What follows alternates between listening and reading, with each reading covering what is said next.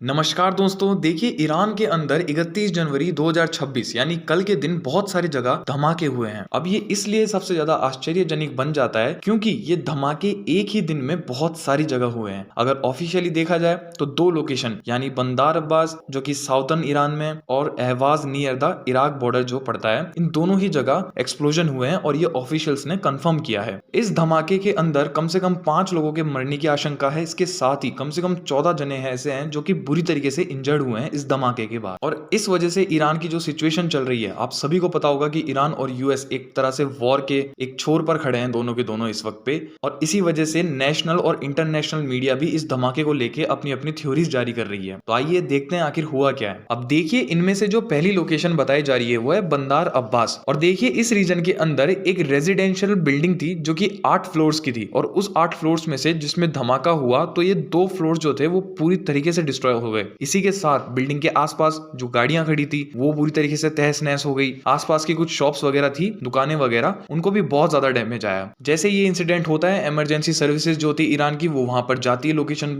पे देखती है और उसके बाद जितनी भी कैजुअलिटीज वगैरह थी, लोग वगैरह थे, उनको रेस्क्यू करती है उसी वक्त। और तब से ही नेशनल और इंटरनेशनल मीडिया ने इसको स्टार्ट कर दिया कवर करना, क्योंकि ऐसे देखा जाता है स्टार्टिंग में इंटरनेशनल मीडिया की माने जाए तो कि कुछ ना कुछ इसके पीछे कारण है बहुत बड़ा, क्योंकि यूएस और ईरान के बीच में बहुत ज्यादा टेंशन अभी बढ़ी हुई है। इसी के साथ जो दूसरा एक्सप्लोजन है, यानी कि जो दूसरा धमाका है, वो अहवाज में बताया जा रहा है। देखिए, जो दोनों ही ब्लास्ट है जो कि ऑफिशियली कंफर्म करे हैं, ये दोनों ही अलग अलग जगह हुए हैं। और ये जो अहवाज है ये सिटी इराक बॉर्डर जो पड़ता है उसके बिल्कुल ही पास में है। ईरानियन मीडिया ने कहा भी है कि ये जो ब्लास्ट है, इस ब्लास्ट की वजह से भी बहुत सारी कैजुअलिटीज हुई है, मतलब बहुत सारे लोगों को नुकसान हुआ है, उनकी प्रॉपर्टी खराब हुई है। इसके साथ साथ कुछ लोगों की शायद डेथ भी हुई है, अभी उन्होंने ऑफिशियली नहीं बताया इस ब्लास्ट में, लेकिन बहुत सारे लोगों को बहुत ही गंभीर चोट लगी है, ये उन्होंने बताया है। और अथॉरिटीज का ये कहना है कि ये जो ब्लास्ट हुआ है अहवाज में, ये भी सेम गैस लीक की वजह से ही हुआ है या फिर एक अननोन कॉज की वजह से हुआ है। और जितने भी वहां पे ऑफिशियल्स हैं उन सभी ने बहुत ही लिमिटेड डिटेल दी है इस ब्लास्ट को लेकर। ईरान की जो स्टेट मीडिया है, इसी के साथ लोकल फायर डिपार्टमेंट जो था वो जैसे ही होता है वैसे ही लोकेशन पर पहुंच जाते हैं जहां पे एक गैस ब्लास्ट हुआ था। और इसी के साथ वो दोनों ही ये कंफर्म करते हैं कि ये किसी भी तरह का साइन नहीं है अटैक का, यानी यूएस या फिर इजराइल की तरफ से या फिर किसी की भी तरफ से ये उनके ऊपर अटैक नहीं हुआ है, ये एक तरह का एक्सीडेंटल डैमेज है। इसी के साथ ईरानियन स्टेट मीडिया जो है उसने सबसे कहा कि देखिए, किसी भी तरह का र्यूमर मत फैलाइए, ये किसी भी तरह का अटैक नहीं था, ये तो सिर्फ एक एक्सीडेंटल सिचुएशन है और किसी भी कंफर्म इन्फॉर्मेशन के अलावा किसी भी तरह की इन्फॉर्मेशन को आप स्प्रेड मत कीजिए। देखिए, ये वहां का जो लोकल मीडिया है, जो स्टेट मीडिया है, ये उनका कहना है और ये हर बार सच भी नहीं होता है। जो वहां की गवर्नमेंट कहती है, ईरानी स्टेट मीडिया पूरा का पूरा वही छापता है। इसी के साथ एक अनवेरिफाइड रिपोर्ट भी आ रही है सोशल मीडिया के ऊपर जो कि क्लेम करती है कि ये देखिए, सिर्फ 2 ही धमाके नहीं हुए हैं एक ही दिन के अंदर, वो भी ईरान में, लेकिन बहुत सारे, जैसे कि तबरीज हो गया, करज हो गया, परांद हो गया, बंदार अब्बास हो गया, क्वेश्म हो गया, इन सारी ही जगह एक ही दिन में मल्टीपल एक्सप्लोजन्स हुए हैं, यानी कि मल्टीपल साइट्स पे एक्सप्लोजन हुए हैं और ये एक ही दिन में हुए हैं, जो कि एक बहुत ही बड़ी चीज है। देखिए, लेकिन जो अथॉरिटी है उसने इस खबर को बिल्कुल भी कंफर्म नहीं करा है, ना ही डिनाई किया है, और ये बिल्कुल ही एक इंडिपेंडेंट सोर्स है, किसी भी तरह का वेरिफिकेशन नहीं है। अभी तक जो अथॉरिटीज ने क्लेम किया है वो सिर्फ 2 जगह का ब्लास्ट है जो इन्होंने एक्सेप्ट किया है।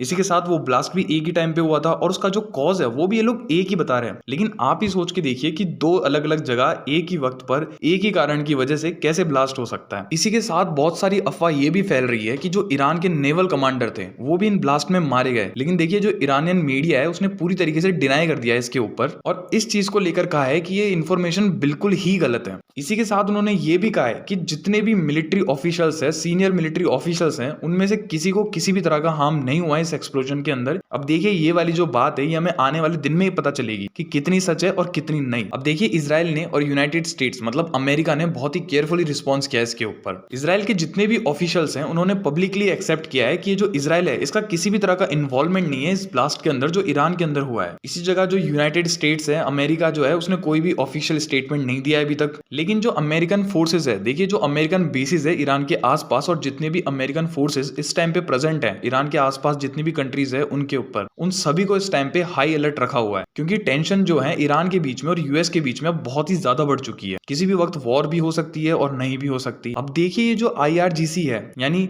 Islamic revolutionary guard corps navy, इन्होंने अनाउंस किया है एक नेवल ड्रिल, मतलब ये समुद्र में जाते हैं अपनी शिप्स वगैरह लेके और वहां पे लोग एक्सरसाइज करते हैं कि अगर हमारे ऊपर वॉर होगी तो हम किस तरह से टैकल करेंगे उस वॉर को। उन सारी एक्सरसाइज को ये नेवल ड्रिल का नाम देते हैं। ये फरवरी 1 और फरवरी 2 को होने वाली है स्ट्रेट ऑफ हॉर्मुज हॉर्मूज में। और ये जो स्ट्रेट ऑफ हॉर्मूज है इसे वर्ल्ड का सबसे क्रिटिकल एनर्जी चेक पॉइंट भी कहते हैं। ऐसा क्यों कहते हैं? देखिए, ये जो आप नदी सी देख रहे हैं इसको बोलते हैं स्ट्रेट ऑफ हॉर्मूज। इस तरफ है हमारा ईरान, इस तरफ इराक और इस तरफ है हमारा सऊदी अरेबिया। दुनिया का सबसे ज्यादा जो तेल है वो यहीं से होकर गुजरता है। अब आप सोच के देखिए कि अगर ईरान वॉर जैसी सिचुएशन में चल जाता है और यहाँ से वो फाइट करता है यूएस के साथ में, यूएस के बेसिस भी कुछ इराक, कुछ सऊदी में, कुछ ये यूएई में, ऐसी जगह पे है, और अगर एक दो गोला बारूद भी जो ऑयल ले जा रही है टैंकर उन पे पड़ गया तो वहीं पे फट जाएंगे। और उनका जो महंगा महंगा इंश्योरेंस है, यानी ये करोड़ों के होते हैं ये ऑयल टैंकर्स, तो इसका जो पैसा है वो इंश्योरेंस कंपनी को देना पड़ेगा। इसलिए इंश्योरेंस कंपनी जो है वो पैसे बढ़ा देती है और इसी वजह से जो ऑयल है उसका प्राइस अपने आप ही बढ़ जाता है। इसलिए इसको क्रिटिकल एनर्जी चोक पॉइंट कहते हैं, क्योंकि अगर यहाँ पे बिल्कुल भी थोड़ी सी भी